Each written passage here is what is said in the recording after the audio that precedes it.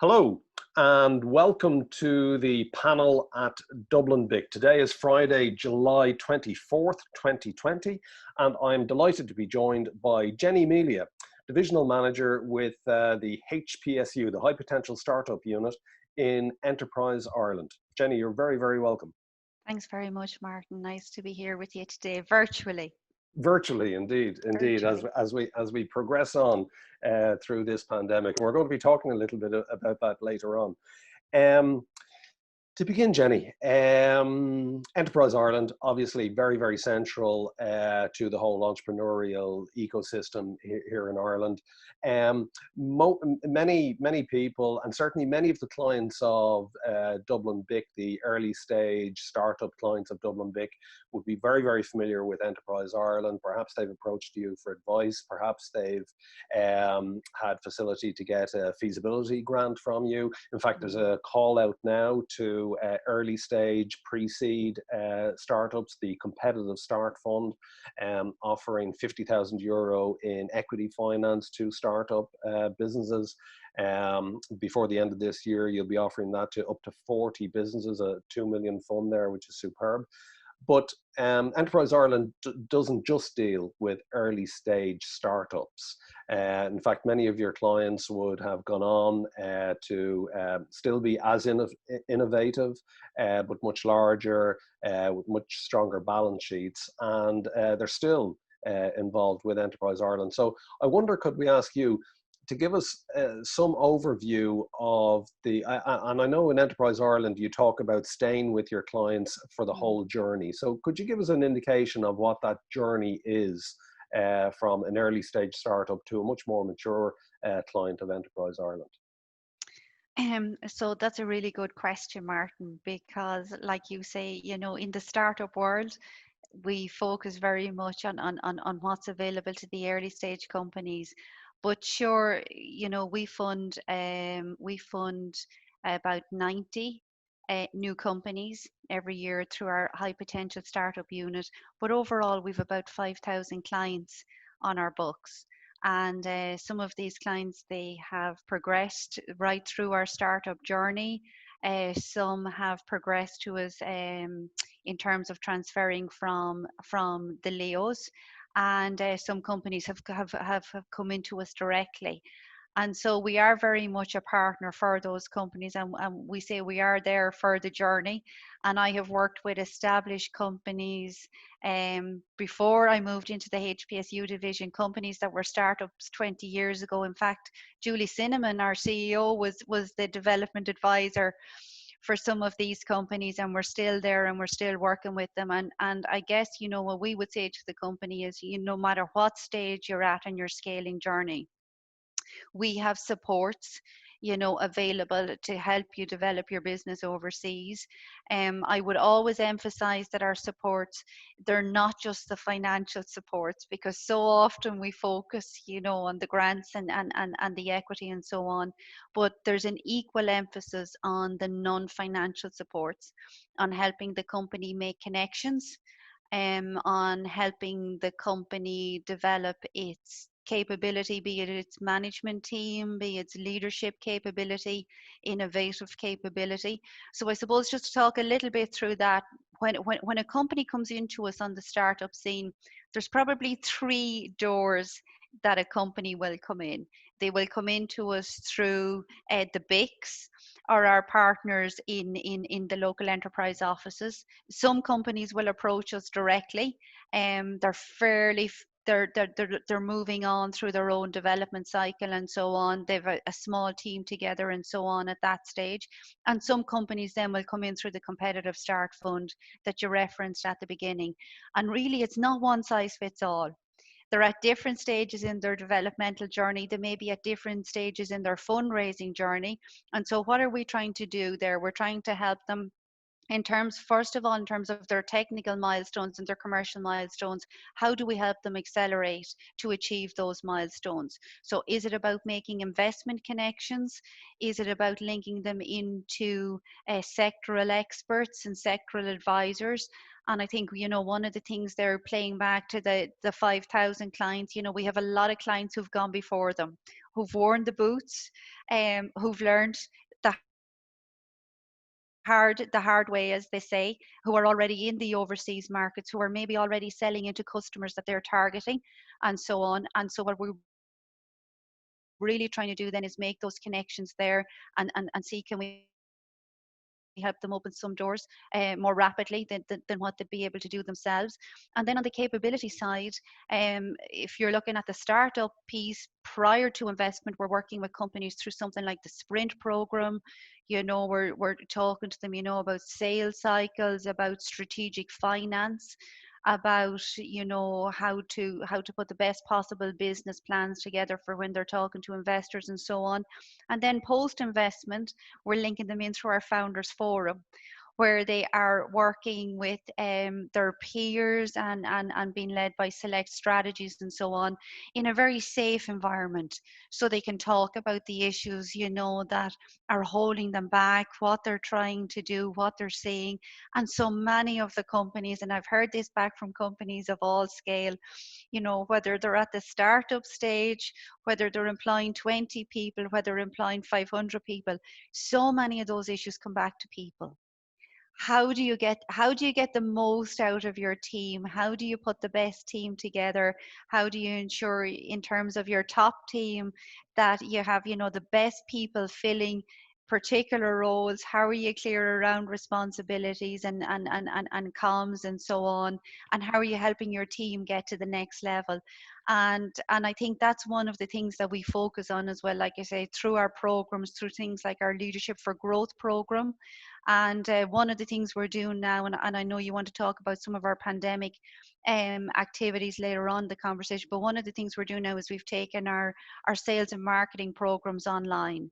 So at the moment, it's all in terms of bringing our commercial people in the companies through the various sales processes virtually, and trying to keep them on track, because now that business is reopening internationally, we want to try and help them get back on track and get the money moving again, as they say.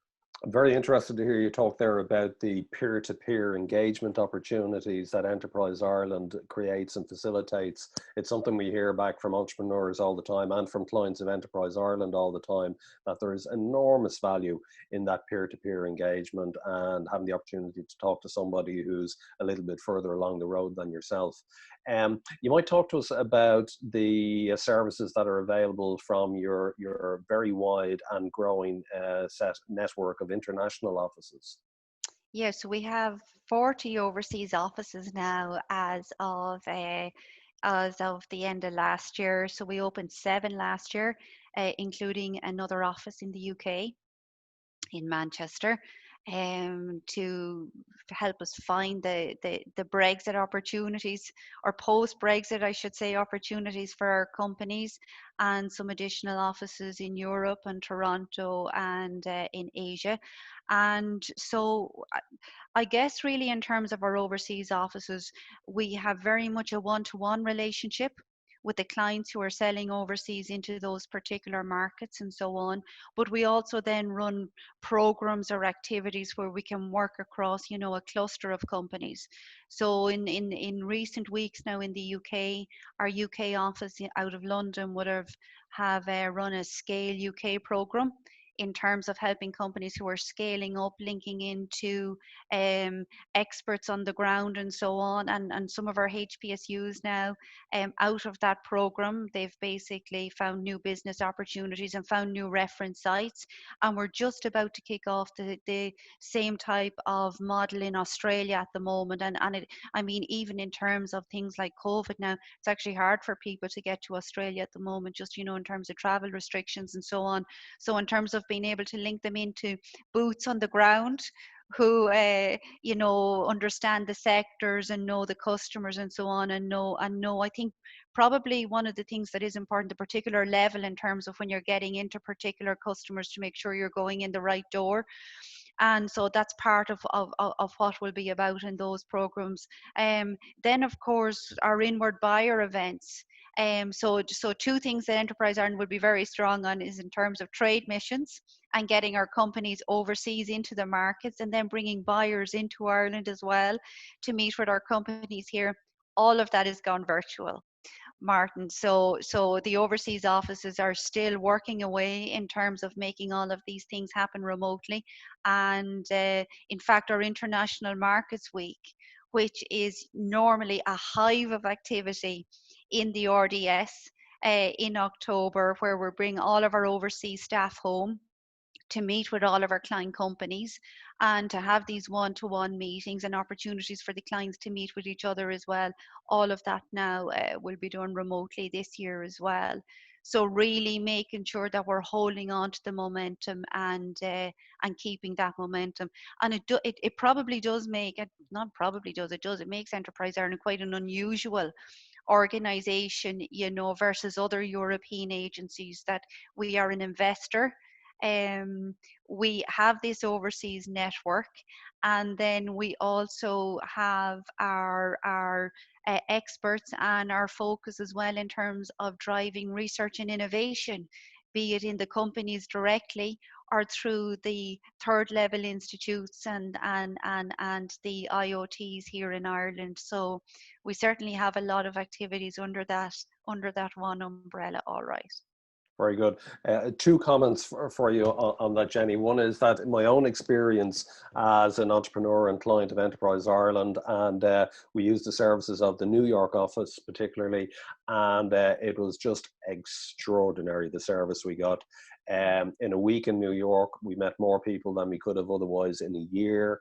And in every case, the message preceding us was that our company were a Irish government accredited, best in class, and you've got to talk to these guys. And it was just the most stupendous start to any engagement. So, you know, the value in that is just immense. And the second comment I would make, the range of services that you're describing there from Enterprise Ireland. Of course, we deal mostly in Dublin BIC with clients in Dublin and in Ireland, but we get to talk to lots of entrepreneurs from around the world as well. And, you know, even people as nearby as the UK would say, oh my God, we have nothing like this, when we describe to them the kind of services that are available, you know. So please keep it up. Could we talk a little bit about the Enterprise Ireland pandemic response? Obviously, in a moment, everything changed, and the Irish government has responded very, very vigorously, and Enterprise Ireland has responded very vigorously. Can you tell us about that, the kind of changes that you've brought in your offers and the services that you're offering? Yeah, so you're right, Martin. It all changed so quickly. So I mean, back at the end of February in Croke Park, we were hosting our annual HPSU showcase event, showcasing the 127 companies that we invested in last year, launching our new HPSU roadmap for the next 5 years. And at that stage, it was very much about COVID in Asia, and was really just starting, you know, really, I think, to raise its head in Europe. Or at the time anyway, we thought it was. Now we all know it's been there a little bit earlier. But really for us then, you know, once COVID hit, it was all around liquidity with the companies, because everything stopped. Sales stopped, investment stopped, everything just stopped dead. And so really the focus on us in Enterprise Ireland was taking some of the offers that we had already developed and making them fit for purpose to get money out the door quickly. That was the very first thing. And I think when I look back at, you know, the work we had done in terms of helping companies prepare for Brexit and helping companies themselves get ready for Brexit, that actually stood to us, because we could take a lot of those learnings there and turn them around quickly in terms of putting our COVID offers into place. So one of the first things, actually the very first offer we got out the door, was a grant to help companies with their financial planning. Now, this is very much strategic finance in terms of companies actually being able to understand, you know, what was the impact COVID was having on their bottom line, and in terms of looking at what kind of impact it could have, what kind of sensitivities, did they need to take into account, what kind of scenario planning in terms of planning their financial runway, for the next 9 to 12 months. Some companies have the resources to do that in-house, but many companies don't. And we learned that the hard way back in 2009, 2010, in the last recession, when companies were in talking to the banks and talking to investors, the financial planning wasn't where it needed to be. So that's why there was a huge emphasis on doing that. So that was the first thing. And I suppose one of the simple changes we made there is, normally when you would be doing a project with Enterprise Ireland, you do the work, you pay the consultant or pay the expert, and then you come in and you draw down the money, right? And in terms of understanding just how tight companies would be, as soon as the work was finished there and before any payment was made to the experts, we paid out on our grant, so the company wasn't down. For us then on the HPSU side, the big piece was around bridging finance. So we had companies, let's say, companies who had been planning a raise. I thought they would close it this year, and now it was going to take longer. Or we had other companies who weren't planning to raise this year. They thought they were okay until next year, and now they had suddenly been cut short.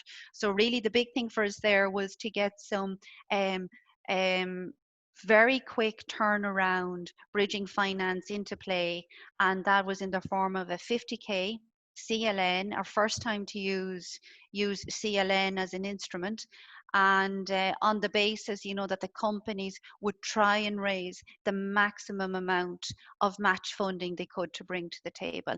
And in fairness, most of the projects that we have put through so far, the companies have brought in the 50k themselves, because we've said to them, try and leverage as much, from your shareholders if Enterprise Ireland is bringing 50k to the table.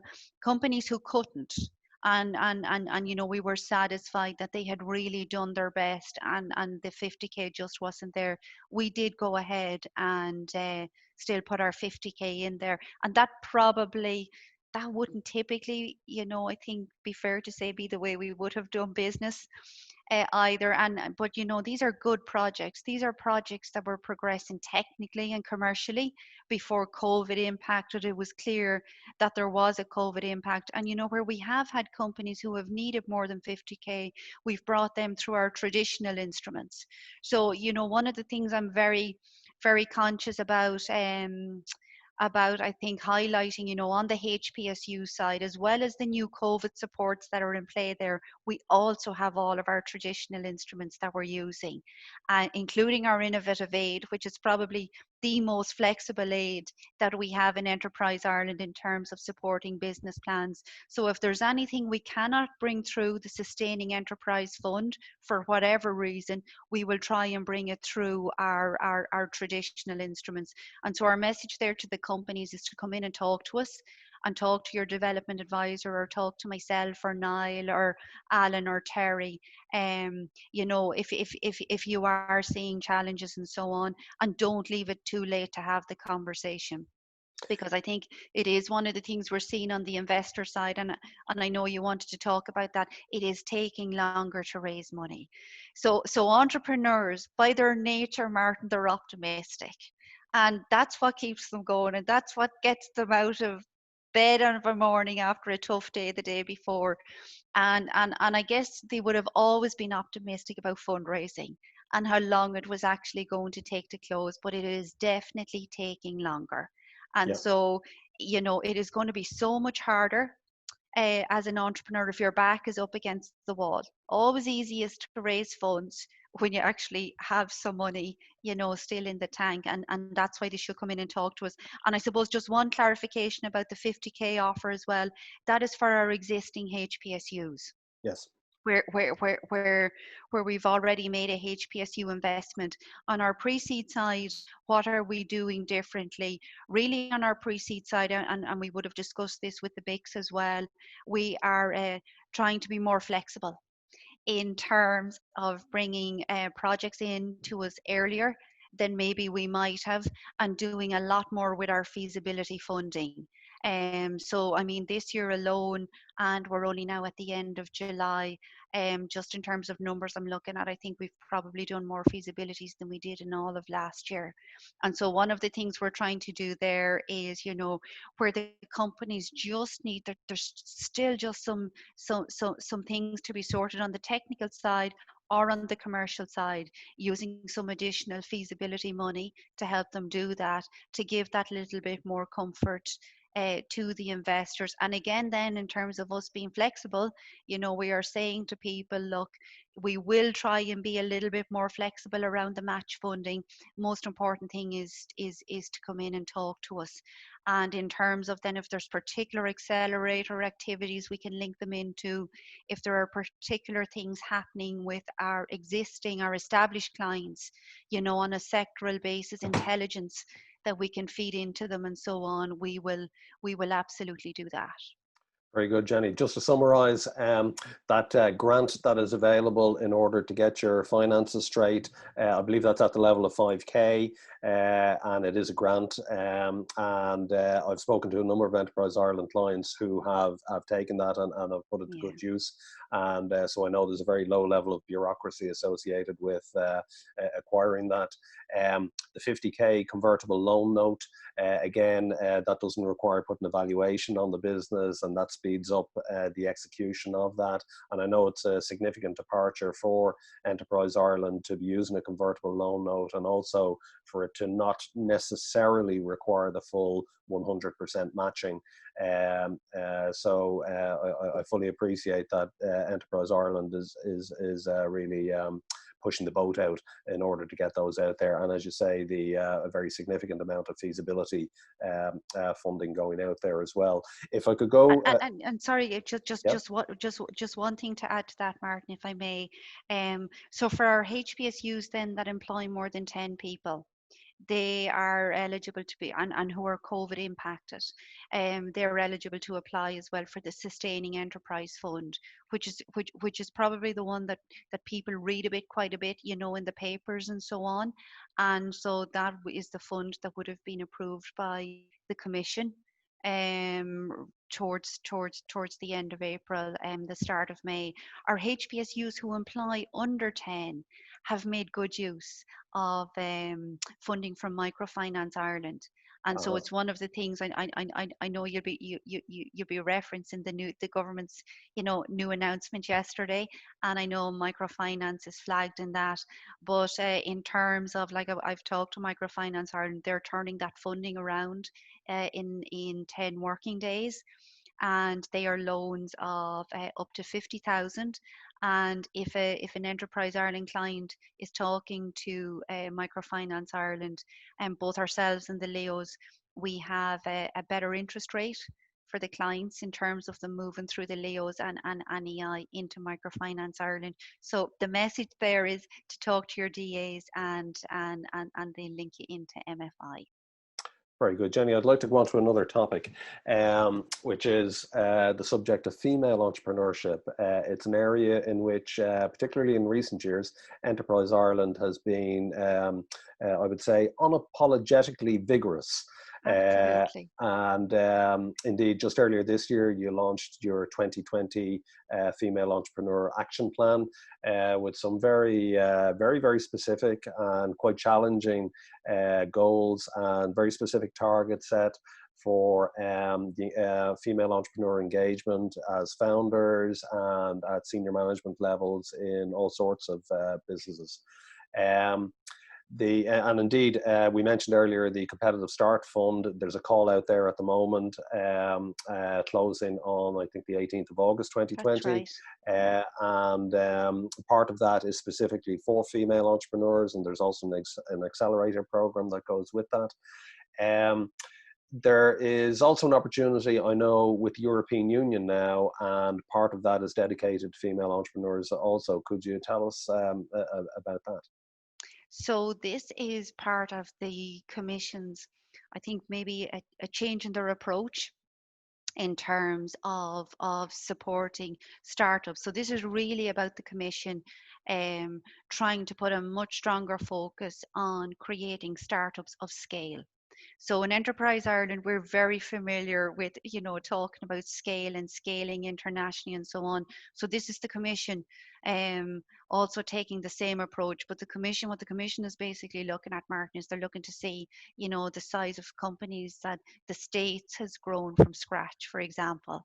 And in terms of, the lack of comparators, I think it's fair to say, on the EU side. So this is what they're about, and it's a long-term play.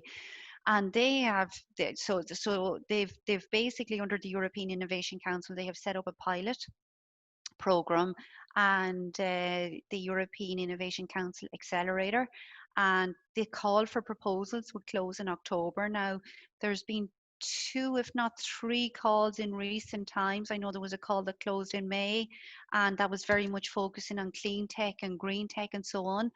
So in October, what the Commission are basically saying here is they are looking to have 25% of their finalists, the companies led by female founders, which is incredible. And and such a positive message, I think, to be going out from the Commission, through the various European agencies and so on. And they've also said, if they don't get that 25% at first cut, they're going to go back and look through their proposals again and keep going through them until they get that 25%. And so we ran a webinar this week for female founders. I think we had over 70 female founders registered, which was brilliant, to help them prepare. So there's two steps really in terms of the process, I think it's fair to say. The first is the application. And so the first piece is to help them prepare the application, so they have the best possible chance then of being invited to do the pitching piece. And then the second piece is around preparing for the pitch. And so my colleagues, Sean and Jill, who are working on the European programs for many years now, and I think who really understand what the Commission is looking for here, they're very well attuned to, I think, working with the companies on a one-to-one, and that's part of it. So out of the webinar, then they will be working with companies on a one-to-one basis afterwards between now and October to help them put the strongest possible application together. But the incredible thing about the offer is essentially, the Commission has funding available of up to 15 million euro per project. Yes, yes, 15. Yes. And a combination of grant and equity. And part of our role, and a very strong part of our role in the HPSU unit in Enterprise Ireland, and a strong part of our new HPSU strategy, is making sure all the different parts of the ecosystem are joining up to support our Irish startups.